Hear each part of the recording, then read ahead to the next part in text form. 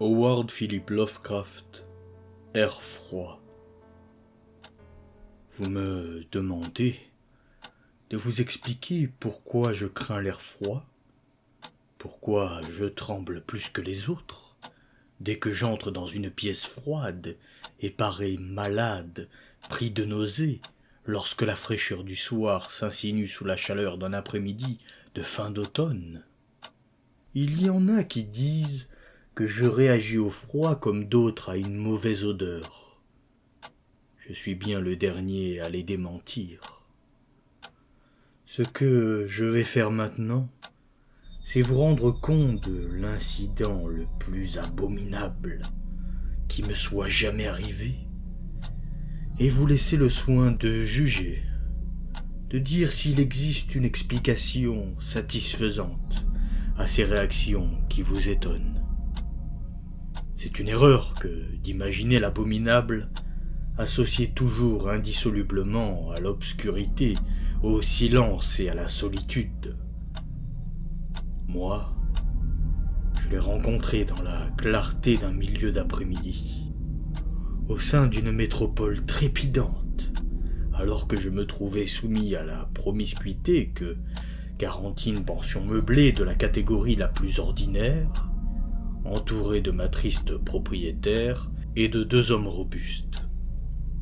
Au printemps de 1923, j'avais réussi à tirer quelques commandes à des périodiques, travaux aussi peu lucratifs que fastidieux, et me trouvais dans la ville de New York, incapable évidemment de payer un loyer élevé, je m'étais mis à dériver de meublé en meublé, tous aussi détestables les uns que les autres, à la recherche de la chambre qui combinerait propreté acceptable, mobilier relativement décent et prix plus raisonnable.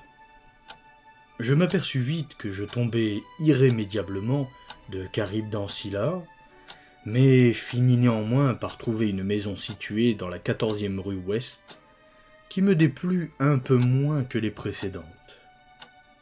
C'était un immeuble de Grèce, à 4 étages, construit sans doute quelque temps avant 1850, meublé de cheminées de marbre et de boiseries dont la splendeur fatiguée attestait une ancienne opulence suivie d'un déclin rapidement précipité.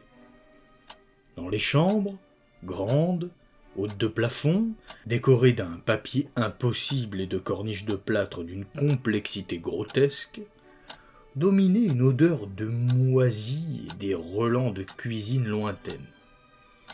Mais les planchers étaient frottés, les draps supportables et l'eau chaude n'était que rarement froide ou coupée, si bien que j'en vins à considérer cet endroit comme une tanière assez propice à l'hibernation en attendant de me retrouver capable de vivre. La propriétaire, dame traînant savate, une Espagnole presque barbue répondant au nom de Herrero, avait le bon goût de m'épargner ses bavardages ou ses considérations personnelles sur l'heure à laquelle j'éteignais l'électricité dans ma chambre, laquelle donnait sur le palier du 3e étage. Et mes colocataires étaient des gens aussi tranquilles et aussi discrets qu'on pouvait les rêver, des Espagnols pour la plupart, dont le niveau de vie était à peine supérieur au minimum vital. En définitive, seul le vacarme des voitures, dans l'artère sur laquelle donnaient mes fenêtres, se révéla un souci majeur. J'habitais dans cet endroit depuis 3 semaines à peu près, quand eut lieu le premier incident bizarre. Un soir, il était à peu près 8 heures, j'entendis comme une sorte de clapotis contre mon plafond. Dans ma chambre régnait brusquement l'odeur âcre de l'ammoniac. Regardant autour de moi, je m'aperçus qu'un coin du mur était taché. Un liquide en dégouttait sur le plancher. L'inondation provenait de l'endroit du plafond le plus proche de la rue. Soucieux de prendre le mal à sa racine, je me précipitai en bas pour avertir la propriétaire des ennuis qui m'arrivaient. Elle m'assura que les choses seraient vite remises en ordre. « C'est le docteur Munoz, expliqua-t-elle. En escaladant l'escalier devant moi, il a renversé ses drogues. Il est trop malade pour pouvoir se soigner. Il est de plus en plus malade, et il ne veut pas qu'on l'aide. Il est très bizarre dans sa maladie. Toute la journée, il prend des bains avec des odeurs bizarres. Il ne faut pas qu'il s'agite ou qu'il ait chaud. Il fait tout son ménage tout seul. Sa petite chambre est pleine de bouteilles et de machines, et il n'exerce pas la médecine. Mais il était célèbre autrefois. Mon père avait entendu parler de lui à Barcelone. Encore récemment, il a arrangé le bras du plombier. Il ne sort jamais que sur le toit, et c'est mon fils Esteban qui lui apporte sa nourriture, son linge, ses médicaments et toutes ses drogues. Seigneur, tout cet ammoniac qu'il prend pour avoir froid. Madame Herrero disparut en direction du 4e étage. Quant à moi, je me retirai dans ma chambre. Quelques instants plus tard, l'ammoniac cessa de couler, et, tandis que j'épongeais mon plancher et ouvrais la fenêtre pour évacuer l'odeur, j'entendis de nouveau, au-dessus de moi, les pas lourds de ma propriétaire. Aucun bruit ne venait jamais de chez ce docteur Munoz, hormis des grondements qui faisaient penser à quelque mécanisme mu par un moteur à explosion. Il marchait toujours à pas feutrés. Un moment, je me demandais quelle pouvait être sa maladie, et si son refus systématique d'entrer en contact avec l'air extérieur ne procédait pas tout simplement d'une manie sans grand fondement. Il y a, me dis-je gravement, quelque chose de terriblement poignant dans le sort d'une personne éminente qui a sombré. Et j'aurais bien pu ne jamais faire la connaissance du docteur Munoz sans la crise cardiaque qui me serra la poitrine un début d'après-midi alors que j'étais en train d'écrire dans ma chambre. Les médecins m'avaient averti du danger de ces attaques, et je savais qu'il n'y avait pas un moment à perdre. Me souvenant de ce que m'avait dit ma propriétaire des soins apportés par l'invalide au plombier, je me traînai jusqu'à l'étage supérieur et frappai faiblement à la porte qui correspondait à la mienne. Une voix curieuse, qui semblait venir de la droite, me répondit en bon anglais, me demandant mon nom et la raison de ma visite. Lorsque j'eus fourni les renseignements qu'on me demandait, la porte contiguë à celle où j'avais frappé s'ouvrit. Un souffle d'air froid me gifla le visage. Quoique cette journée fût l'une des plus chaudes de la fin juin, je frissonnai en passant le seuil du grand appartement. La décoration était somptueuse autant que de bon goût. Elle me surprit dans ce temple de la malpropreté et du désordre. Un lit escamotable remplissait son rôle diurne de divan, et des meubles d'acajou, des rideaux opulents, de vieux tableaux et une bibliothèque à vous en faire pâlir d'envie, tout évoquait plutôt le cabinet d'études d'un homme de qualité que la chambre à coucher d'une pauvre maison meublée. Je compris que la pièce située au-dessus de mon logement, la petite chambre avec les bouteilles et les machines, dont avait parlé Madame Herrero, était tout simplement le laboratoire du médecin, et que ses quartiers d'habitation se trouvaient dans la pièce voisine, cossue avec ses confortables alcôves.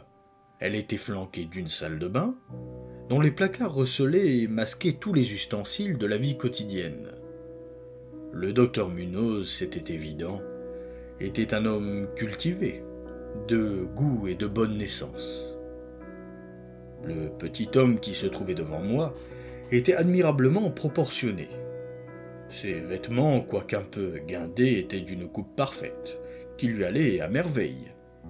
Une tête très distinguée, une expression supérieure, mais dépourvue de toute arrogance.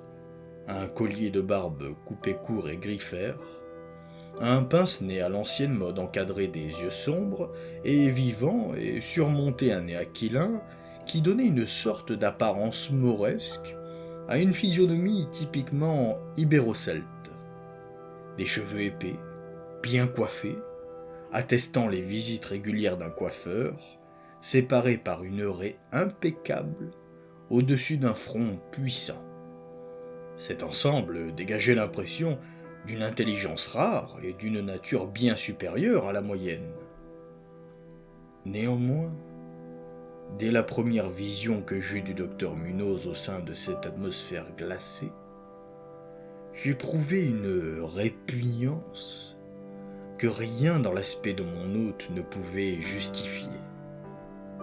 Seuls les reflets livides de son teint et la froideur de sa main pouvaient donner un fondement physique à ce sentiment, et pourtant, même ces données pouvaient très bien s'expliquer si l'on consentait à se souvenir que cet homme était un malade. C'était peut-être aussi ce froid bizarre qui atténuait ma bonne impression. La température, en effet, était bien au-dessous de la normale pour une journée si chaude, et tout ce qui est anormal suscite l'aversion, la méfiance et la crainte. Mais j'eus au fait d'oublier mes réticences pour admirer l'extrême habileté de cet étrange médecin. Habileté dont je ne tardais pas à me rendre compte, et pourtant ses mains tremblantes et glacées semblaient parfaitement mortes. Il comprit immédiatement ce dont j'avais besoin et m'administra ses soins avec la suprême dextérité d'un grand maître. Pendant tout ce temps, me réconfortant d'une voix délicatement modulée, quoique sans timbre, il me disait qu'il était l'ennemi le plus acharné qui fût de la mort, qu'il avait perdu sa fortune en même temps que ses amis, à mener des expériences bizarres dont l'objet était d'anéantir la grande faucheuse. On sentait en lui le fanatique, bien intentionné. Il monologua longtemps de la sorte, presque comme un vieillard radoteur, tout en m'auscultant et me donnant plusieurs médicaments qu'il alla chercher dans son petit laboratoire. De toute évidence, le voisinage d'une personne de son milieu lui paraissait un heureux dérivatif dans cet environnement douteux, et c'est cela sans doute qui faisait naître en lui le besoin d'évoquer le souvenir de ses années plus fortunées. Sa voix, si elle était étrange, en tout cas était apaisante. Sa respiration me restait inaudible, tandis qu'il m'adressait des phrases bien tournées d'une exquise urbanité. Il essayait de détourner mon esprit de mes soucis personnels, en me parlant de ses théories et de ses expériences. Et je me rappelle qu'il me consola avec tact de ma faiblesse cardiaque en me répétant que la volonté et la conscience sont plus puissantes que la vie organique elle-même, si bien qu'à une enveloppe physique précaire, mal développée, un traitement scientifique de ses qualités propres peut fournir une animation fondée sur le système nerveux malgré toutes les défectuosités fonctionnelles ou même les lacunes que présente l'arsenal normal des organes. Il se faisait fort, me dit-il, presque en plaisantant, de m'apprendre un jour à vivre, ou tout au moins à posséder une sorte d'existence consciente, sans cœur.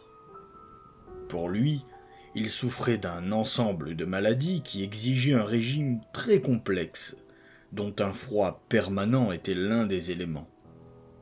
Toute élévation notable de la température, si elle se prolongeait, pouvait lui être fatale. Il parvenait à maintenir dans son appartement une température égale de 12 degrés centigrades grâce à un système de refroidissement par absorption à ammoniac. Et c'était le moteur à explosion de ces pompes que j'avais souvent entendu dans ma chambre à l'étage inférieur.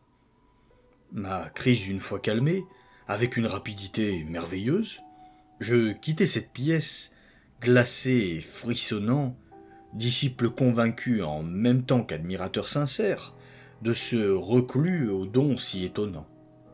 Telle fut la première des fréquentes visites que j'allais lui faire, mais équipé désormais de chandail et d'un pardessus. Je l'écoutais me parler de ses recherches secrètes, des résultats presque surnaturels qu'il avait obtenus, et je tremblais quelque peu en examinant les volumes antiques et mystérieux qui composait sa bibliothèque.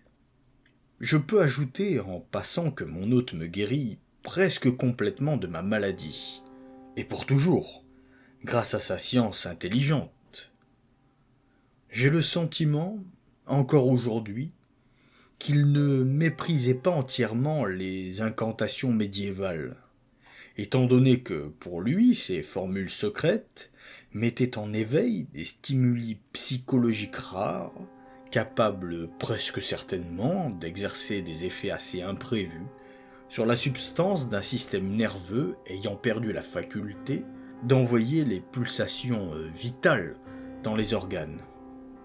Je fus très frappé de ce qu'il me dit du vieux docteur Torres de Valence, avec qui il avait partagé ses premières expériences et qui avait réussi à le tirer, 18 ans plus tôt, d'une maladie extrêmement grave qui était responsable de ses infirmités actuelles.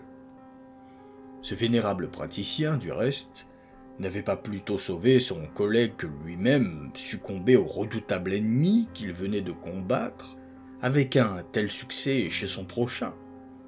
Peut-être la tension avait-elle été trop forte, car le docteur Munoz me fit clairement comprendre, quoique à voix basse et sans me donner de détails, que la thérapeutique utilisée sortait nettement de l'ordinaire et comportait des procédés que n'auraient certainement pas accueillis avec le sourire les galiénistes respectables du monde traditionnel. Mais en même temps que les semaines passaient, je remarquai avec peine que mon nouvel ami régressait physiquement, lentement mais irrémédiablement, comme l'avait bien vu du reste Madame Herrero.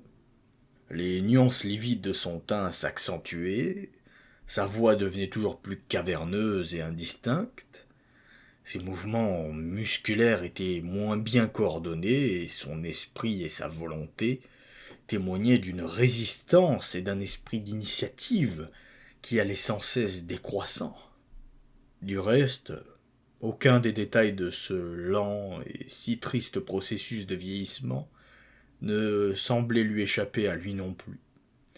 Et peu à peu, son expression, sa conversation même se chargèrent d'une amère ironie, qui fit revivre en moi un sentiment rappelant la subite répulsion que j'avais éprouvée à son égard, la première fois que je l'avais vu.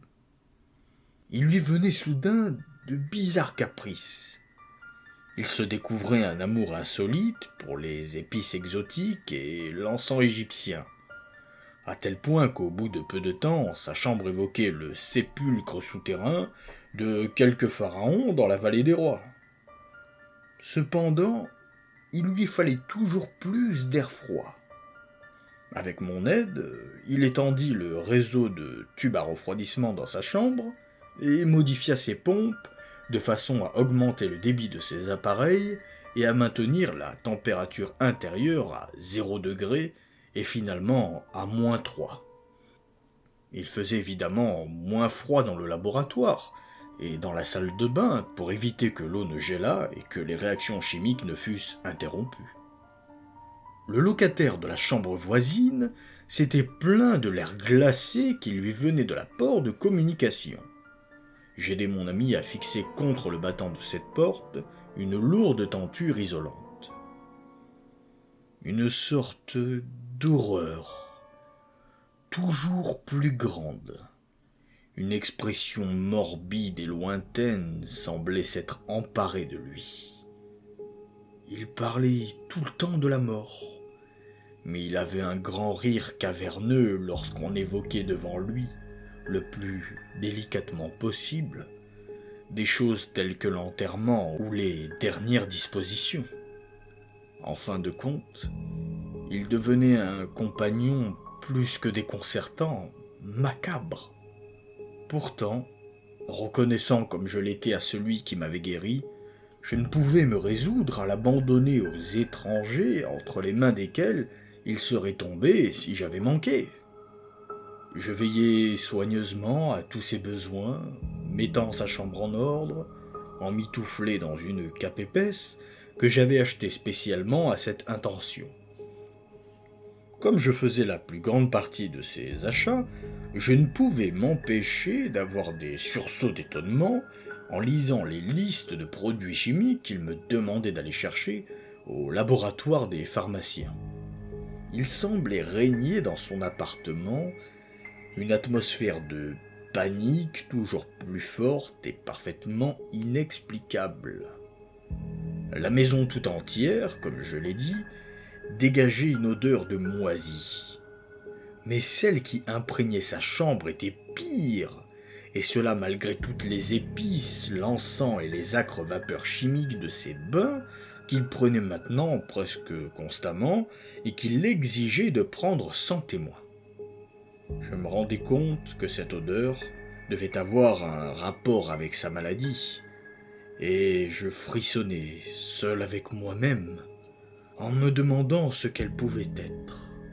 Madame Herrero faisait le signe de croix chaque fois qu'elle le rencontrait.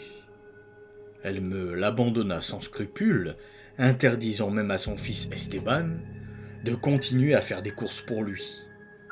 Quand je lui proposai de consulter d'autres médecins, le malade eut une crise de rage à la limite de ses forces.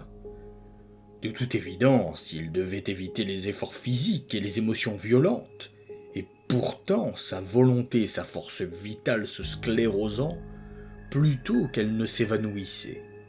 Il refusait systématiquement de rester dans son lit. Puis la lassitude de cette première période fit place à un retour de son ancien esprit d'entreprise, et il parut tout prêt à braver plus audacieusement que jamais toute l'hégémonie de la mort, peut-être parce qu'il sentait se poser chaque jour un peu plus sur son corps les griffes de cet éternel ennemi. Il avait pratiquement abandonné toute habitude de manger, habitude qui, du reste, chez lui, n'avait jamais été plus qu'un rite sommaire. Seule sa puissance mentale semblait l'empêcher de sombrer dans l'écroulement total. Puis, il se mit à réaliser des heures durant de longs documents qu'il scellait soigneusement et me recommandait ensuite, avec 1000 détails, de transmettre après sa mort à un certain nombre de personnes dont il me donna les noms. Pour la plupart, c'étaient des lettrés des Indes occidentales, mais il y avait aussi dans sa liste un médecin français, célèbre autrefois, et que je croyais mort depuis longtemps, mais au sujet duquel avaient couru les bruits les plus fantastiques. En fait, je brûlai tous ces papiers sans les envoyer ni les ouvrir. L'aspect et la voix de mon ami devenant véritablement effrayants, sa présence insupportable. Un jour de septembre, un homme qui était venu réparer la lampe de son bureau l'aperçut à l'improviste et tomba en crise d'épilepsie. Crise que mon ami, du reste, soigna d'une manière extraordinaire, me donnant ses instructions tandis que lui-même restait invisible. Ce malade, chose bizarre, avait connu toutes les terreurs de la Grande Guerre sans jamais avoir été victime d'une telle attaque.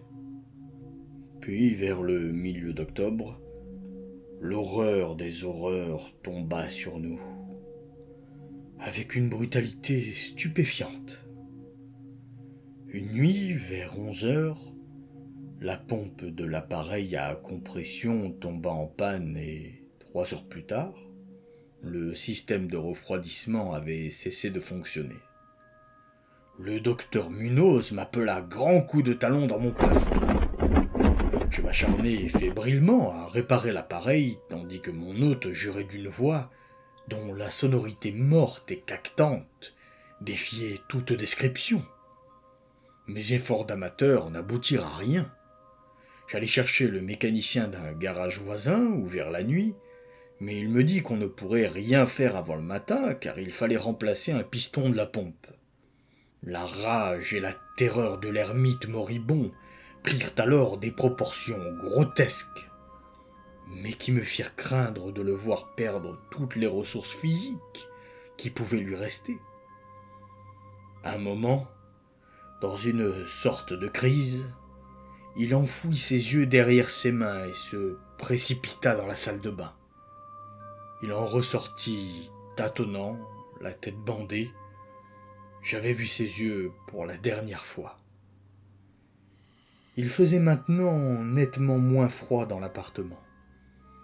Vers 5 heures, le docteur se retira dans la salle de bain, non sans m'avoir auparavant ordonné de veiller à ce qu'on lui fournît, sans la moindre interruption, toute la glace que l'on pourrait se procurer dans des drugstores ou les cafés ouverts. Au retour de quelques voyages inutiles, ou quand je déposais devant la porte de la salle de bain le résultat de ma quête, je pouvais entendre, chaque fois comme un bruit de barbotement, et une voix toujours plus épaisse hurlait toujours le même ordre. « Encore plus! Encore plus !» Finalement, le jour qui promettait d'être chaud se leva. Les boutiques s'ouvrirent l'une après l'autre.